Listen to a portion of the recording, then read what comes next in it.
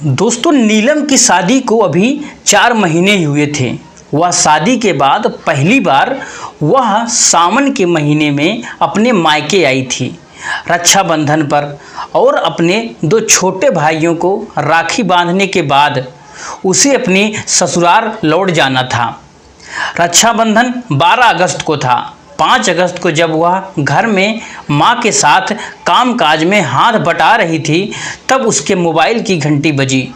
वह काम छोड़कर कमरे में गई और मेज पर रखे मोबाइल को उठाकर देखा।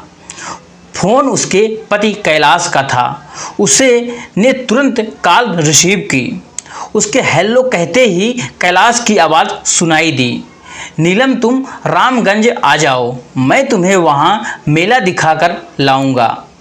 दोस्तों, नीलम ने बहाना कर उसे टालना चाहा तो कैलाश बोला, देखो नीलम, ऐसा मौका बार बार नहीं आएगा, इसलिए आ जाओ, मैं तुम्हारा इंतज़ार कर रहा हूँ।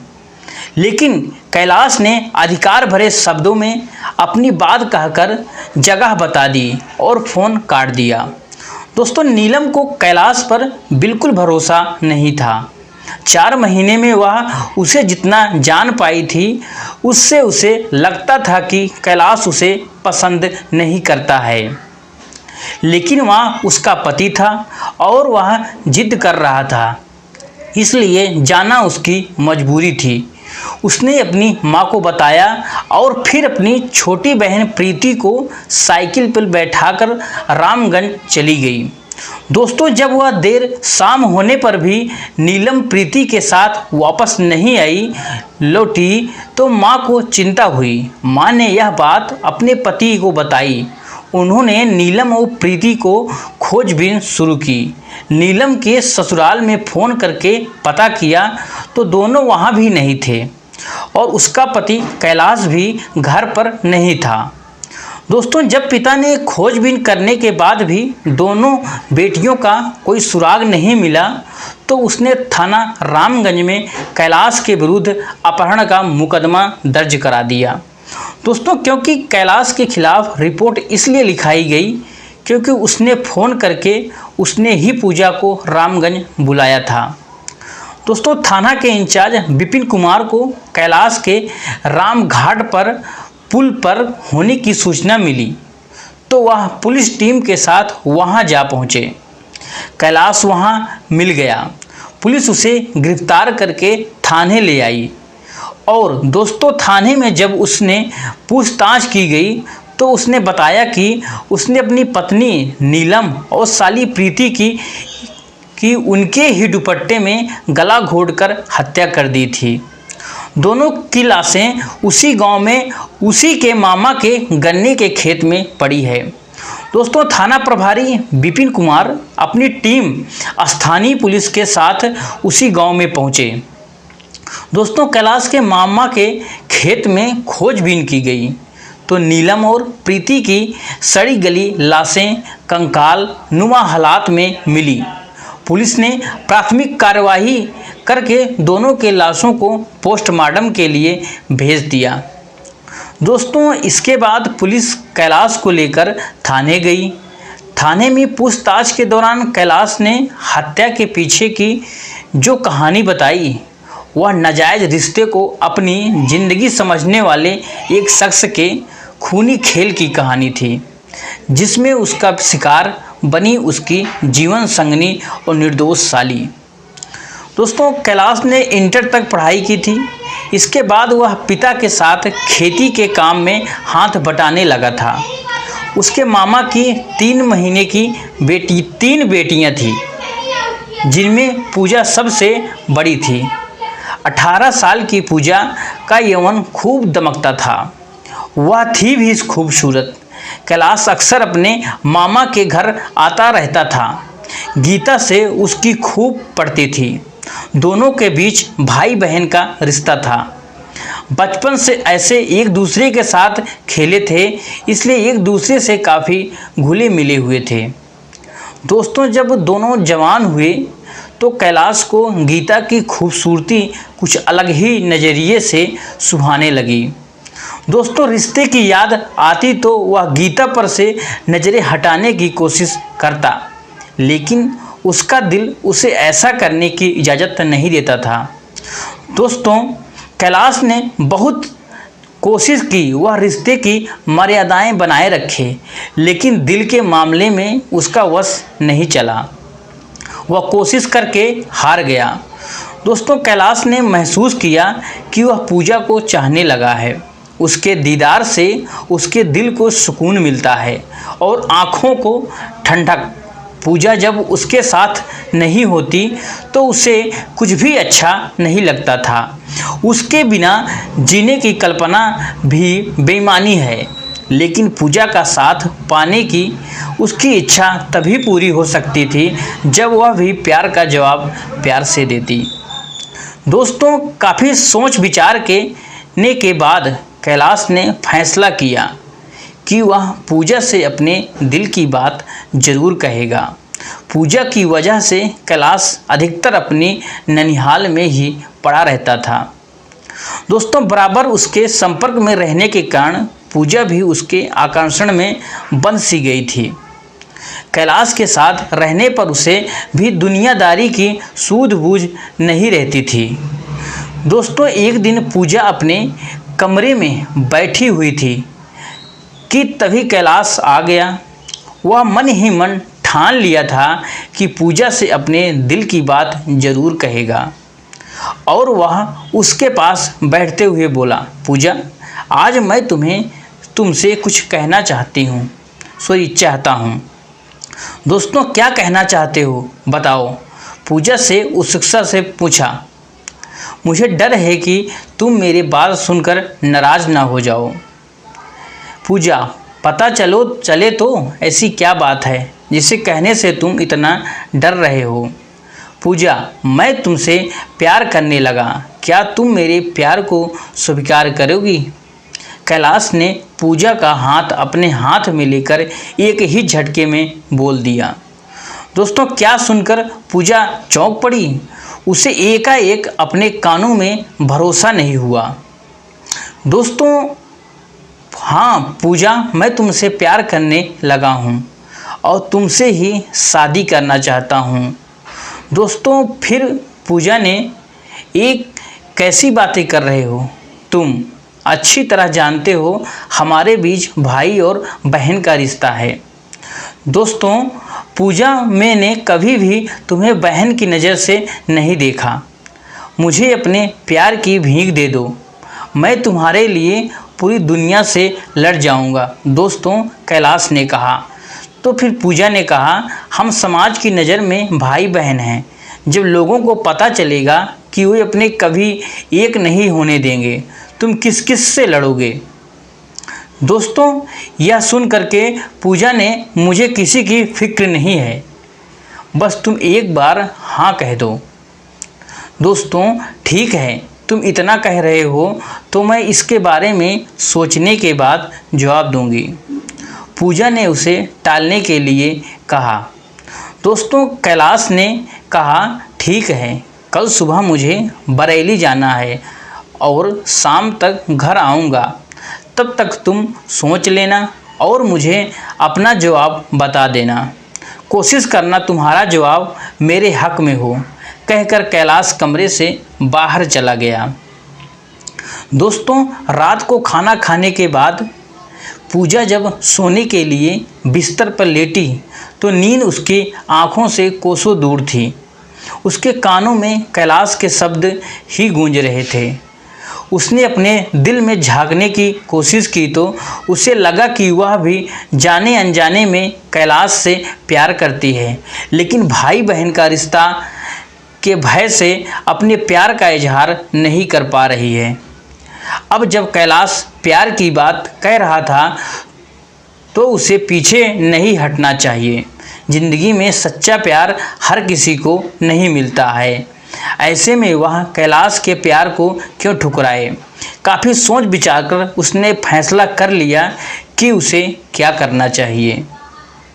दोस्तों अगले दिन की सुबह पूजा के लिए कुछ अलग ही था। वह कैलाश के प्यार में डूबी हुई थी। वह खोई खोई सी थी, लेकिन किसी को भनक तक नहीं लगी कि उसके दिमाग में क्या चल रहा है। उधर उस दिन पूजा को बेसब्री से कैलाश के लौटने का इंतज़ार था। दोस्तों, उस दिन कैलाश रात को लगभग 10 बजे घर लौटा और घर के लोगों से मिलकर पूजा के कमरे में जा पहुंचा।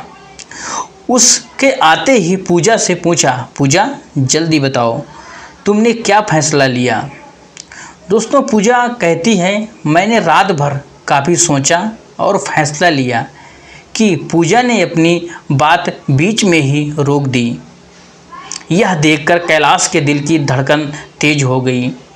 वह उत्सुकतावश पूजा का हाथ पकड़कर बोला, बोलो पूजा, मेरी ज़िंदगी तुम्हारे फैसले पर ही टिकी है। तुम्हारे इस तरह चुप हो जाने से मेरा दिल बैठा जा रहा है। दोस्तों, कैलाश की हालत को देखकर पूजा एकाएक खिलखिलाकर हंस पड़ी। उसे इस तरह के हंसते देखकर कैलाश ने उसकी सवालिया निगाहों से देखा तो वह बोली, मेरा फैसला तुम्हारे हक में है। दोस्तों, यह सुनकर कैलाश खुशी से झूम उठा और उसने पूजा को बाहों में भर लिया। पूजा खुद को उसे छुड़ाते हुए बोली, अपने ऊपर काबू रखो। अगर किसी ने हमें इस तरह देख लिया तो कयामत आ जाएगी। हमारा प्यार शुरू होने से पहले ही ख़त्म हो जाएगा।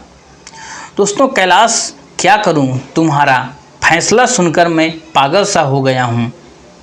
सच बताऊं, पूजा कहती है, ठीक है, लेकिन लोगों की नज़र में हम भाई बहन हैं, इसलिए वे हमारी शादी नहीं होने देंगे। लेकिन दोस्तों, हमारी शादी ज़रूर होगी और कोई भी हमें रोक नहीं पाएगा। लेकिन यह तो बात की बात है, वैसे हमारे बीच तो बहन भाई का रिश्ता है। यह एक तरह से अच्छा ही है, इससे हमें कोई जल्दी शक नहीं कर पाएगा। दोस्तों, पूजा भी कैलाश की बात से सहमत हो गई और फिर उसके दिन से दोनों का प्यार परवान चढ़ने लगा। दोनों एक साथ घूमने और फिल्में देखने जाने लगे। दोस्तों, कैलाश और पूजा मामा फूफा के बेटा बेटी होने की वजह से भाई बहन लगते थे। ऐसे में दोनों के बीच में कुछ भी चल रहा था उसे प्यार नहीं कहा जा सकता। दोनों बालिग थे, इसलिए नासमझी भी नहीं। बहरहाल उनके बीच पक रही खिचड़ी की खुशबू बाहर पहुंची तो लोग इस तरह की बातें करने लगे। दोस्तों, धीरे धीरे वहाँ खबरें दोनों के घर वालों तक पहुँची। सच्चाई का पता लगते ही दोनों घरों में कोहराम मच गया।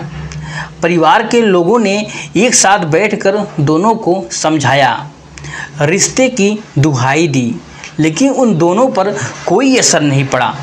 हालांकि घर वालों के सामने दोनों ने उनकी हाँ में हाँ मिलाई और एक दूसरे से न मिलने का वादा किया। उस वादे को दोनों ने कुछ दिनों के लिए निभाया भी, लेकिन कुछ दिनों बाद वे दोनों फिर मिलने लगे। ऐसे में कैलाश के पिता ने उसकी शादी करा देने का निर्णय लिया। दोस्तों, बगल के ही गांव में ही इंटर कॉलेज में नीलम बहुत ही सरल और शांत स्वभाव की युवती थी। वह बालिग हो चुकी थी, इसलिए उसके पिता उसके विवाह के लिए चिंता सताने लगी थी। दोस्तों, जब नीलम के लिए कैलाश का रिश्ता आया तो वह मना नहीं कर सकी।